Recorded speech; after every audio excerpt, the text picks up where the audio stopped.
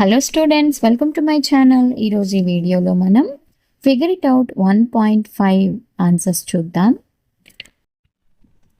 First question, can you recognize the pattern in each of the sequence in table 3?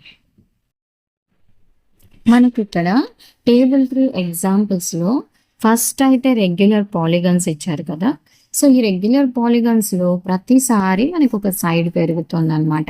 3 sides, 4 sides, 5 sides, 6 sides, 7, 8, 9, 10. So మనం అదే rule అనేది రాస్తాం. Next గ్రాఫ్స్లో కూడా మనకి 1 line, 3 line, తర్వాత 6 lines, ఆ తర్వాత వచ్చి 10, నెక్స్ట్ 15 lines అలా పెరుగుతూ ఉంటాయి అన్నమాట. ఓకే, అండ్ నెక్స్ట్ వచ్చేసి మనకి స్టాక్డ్ స్క్వేర్స్లో కూడా ఇక్కడ ఫస్ట్ 1 square ఉండింది, 4, 9, 16, 25, ఆ తర్వాత 6/6 square అలా వస్తుంది అనమాట. నెక్స్ట్ మనకి స్టాక్డ్ ట్రయాంగిల్స్ కూడా 1, 4, 9, 16, 25 అలాగా ప్యాటర్న్ అనేది ఫాలో అవుతుంది.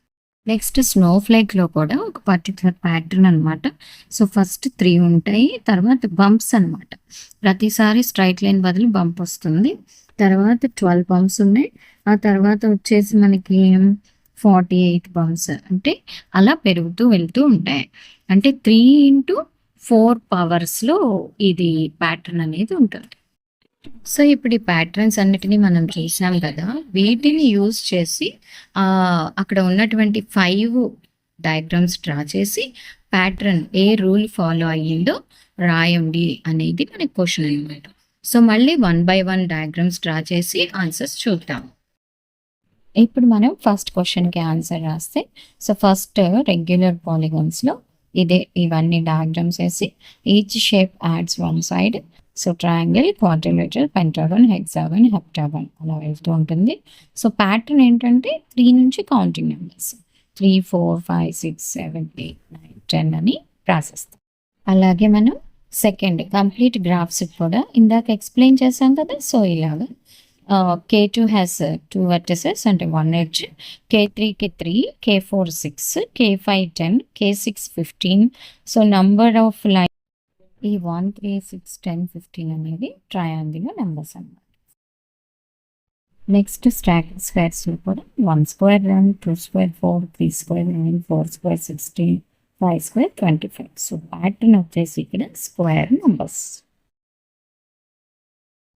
సో నెక్స్ట్ మనకి స్టాక్డ్ ట్రయాంగిల్స్లో కూడా స్క్వేర్ నెంబర్సే వచ్చేస్తాయి, 1, 4, 9, 16, 25.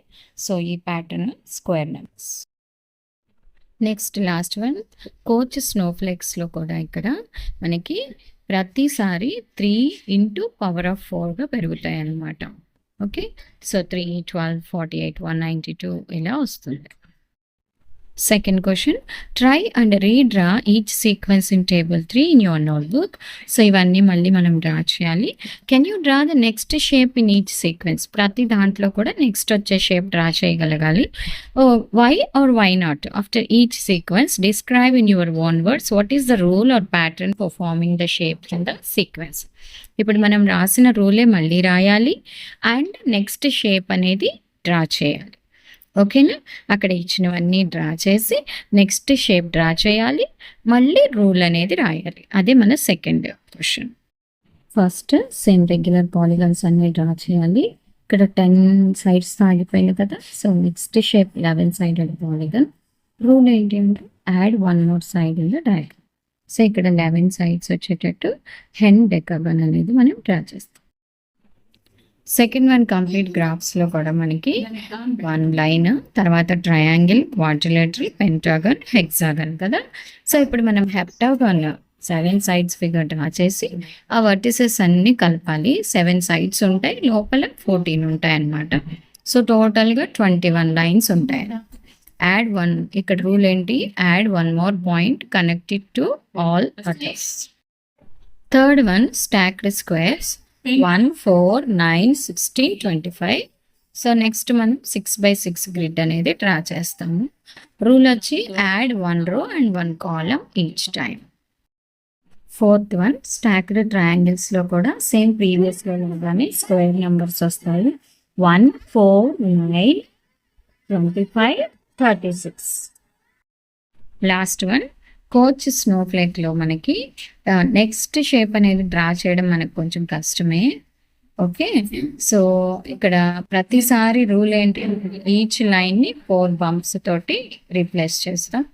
ప్యాటర్న్ వచ్చి 3 into powers of 4. ఇది మన సెకండ్ క్వశ్చన్ ఆన్సర్. ఈ 5 డయాగ్రామ్స్ ఫస్ట్ దాంట్లో సెకండ్ దాంట్లో వేయాల్సిందే.